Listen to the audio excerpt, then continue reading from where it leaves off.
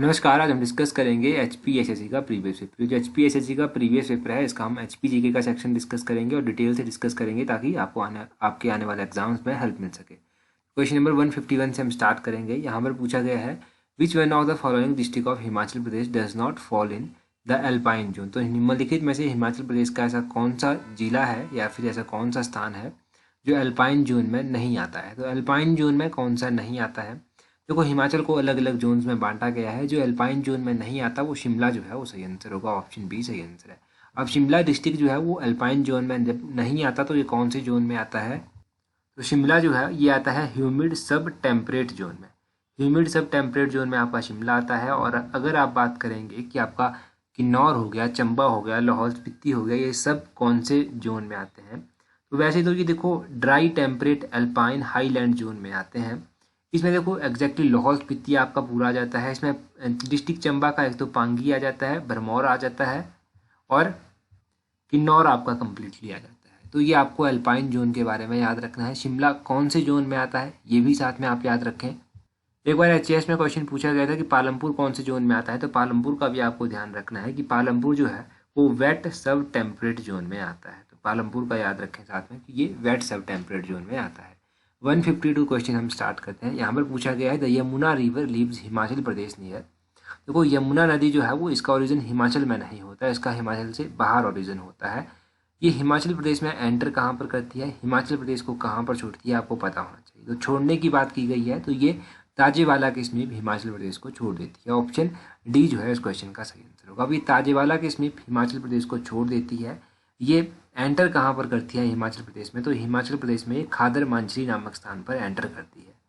अच्छा, ये खादर मांझी नामक स्थान पर हिमाचल में एंटर करती है, कौन से डिस्ट्रिक्ट में एंटर करती है, तो डिस्ट्रिक्ट सिरमौर में ये एंटर करती है। इसकी बहुत सारी सहायक नदियां भी हैं। इसकी जो सहायक नदियां हैं उनमें प्रमुख रूप से टॉन्स आ जाता है, आपका गिरी आ जाता है, पब्बर आ जाता है, जलाल आ जाता है। पब्बर नदी के बारे में कई बार एलाइड सर्विस में क्वेश्चन पूछे गए हैं। क्वेश्चन ये पूछा जाता है कि पब्बर नदी कहाँ से राइज करती है, तो ये राइज करती है चंद्रनाहन के समीप से। तो चंद्रनाहन झील के समीप से ये राइज करती है पब्बर नदी। तो पब्बर के बारे में आपने याद रखना है। इसकी सहायक नदियाँ आपको याद चल कि इसका वैदिक नाम क्या है, यमुना का। यमुना का वैदिक नाम कालिंदी है।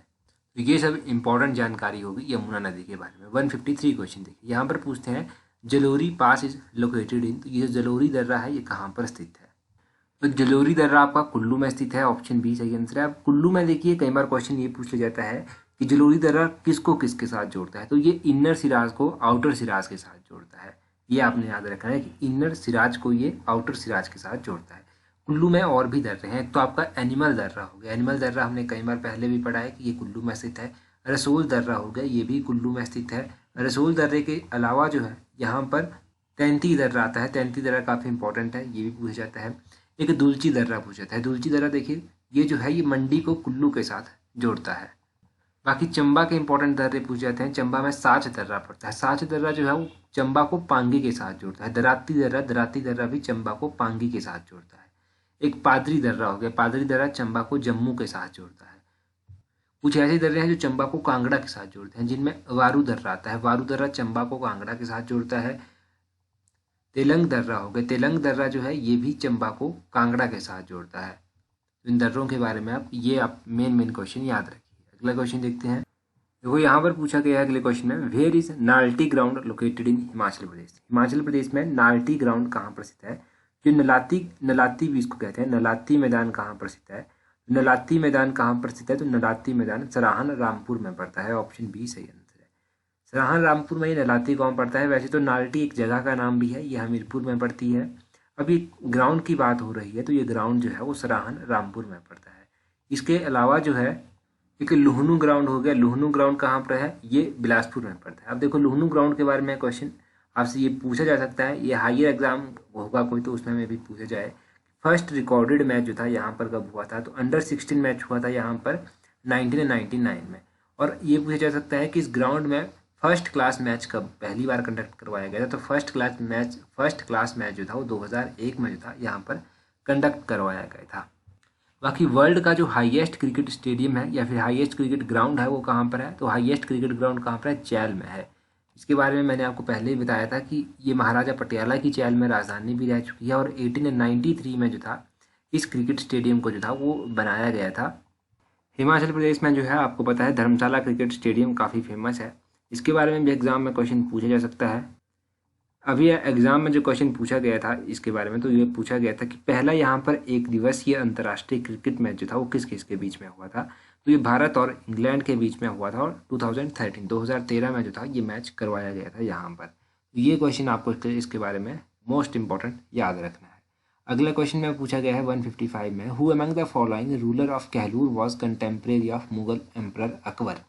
निम्नलिखित में से जो है वो कौन सा कहलूर के जो राजा थे उनके कहलूर के ऐसे कौन से राजा थे जो अकबर के समकालीन थे। तो राजा ज्ञानचंद जो था वो कहलूर के ऐसे राजा थे जो अकबर के समकालीन हुआ करते थे। ऑप्शन बी जो है वो सही आंसर है।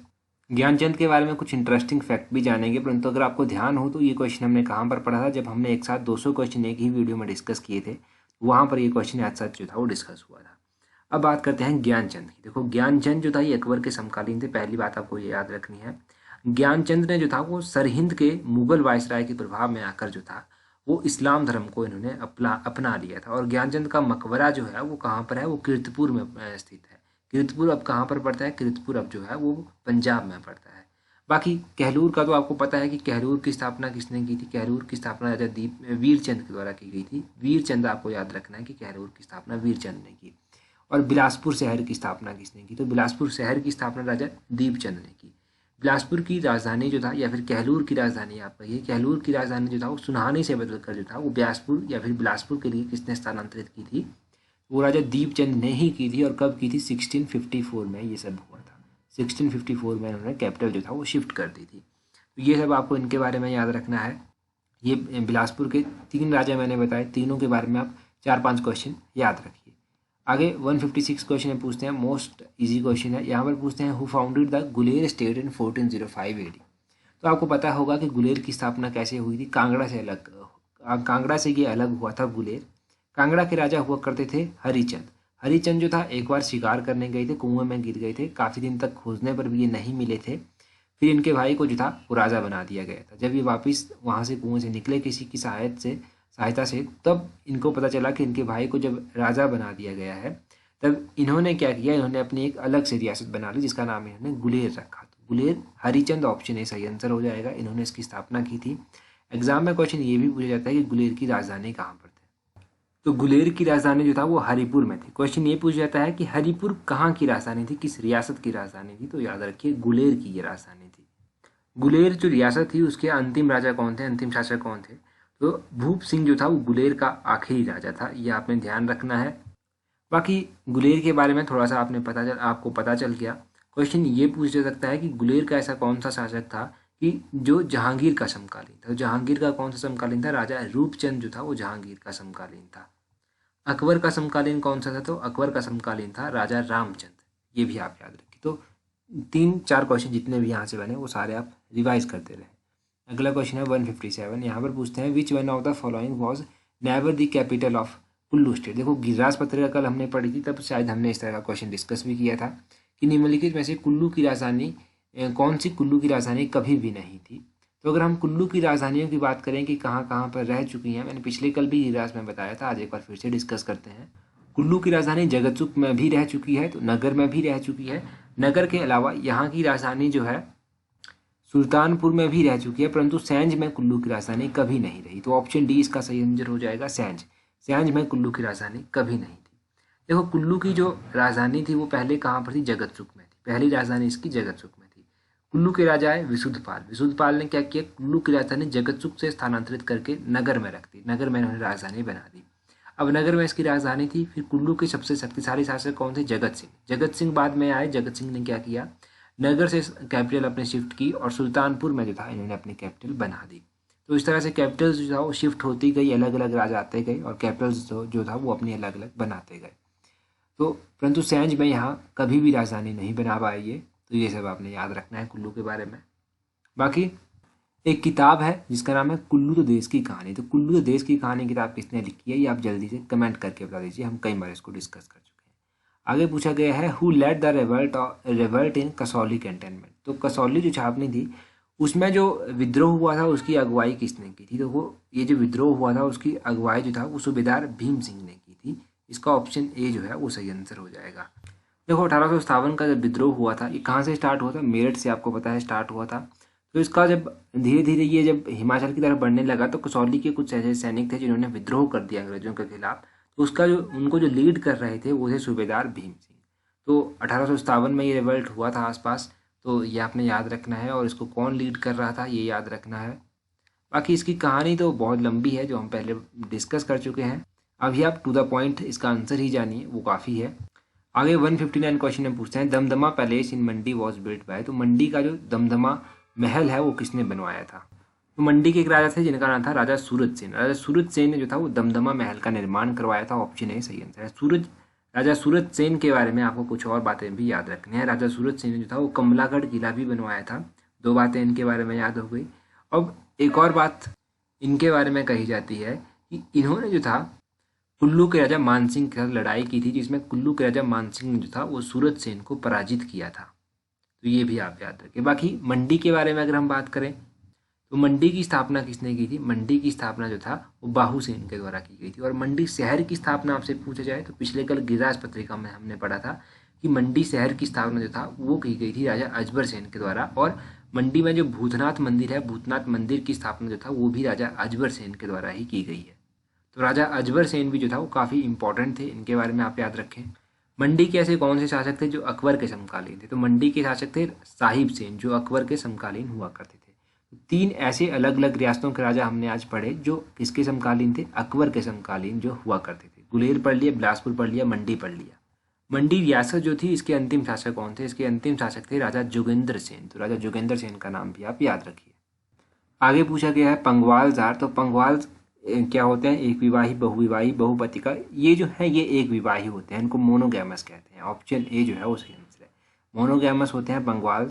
अब पंगवाल्स के बारे में कुछ और भी जानेंगे तो इनके मैरिज के टाइप यहाँ पर जान लेते हैं। पहले भी हम बहुत बार रिवाइज कर चुके हैं इनके मैरिज के टाइप, एक बार फिर से रिवाइज कर लेते हैं। अच्छा, इसके अलावा अगर अभी तक आपने टेलीग्राम पर हमें ज्वाइन नहीं, टेलीग्राम पर हमें ज्वाइन कर लें। टेलीग्राम पर ज्वाइन करने के लिए इस तरह से @allexam31 सर्च कीजिएगा। टेलीग्राम चैनल आपको हमारा मिल जाएगा।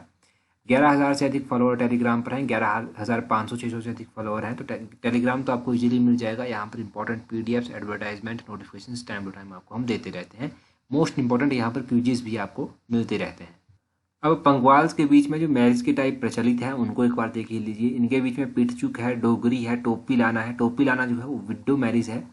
ये सब आप इनके बीच में कुछ मैरिज के टाइप्स हैं। एचएस, एलाइड और एनटी वगैरह के एग्जाम्स में आपकी काफ़ी हेल्प करेंगे, और छोटे मोटे एग्जाम्स में भी ये क्वेश्चन कई बार पूछ लिए जाते हैं।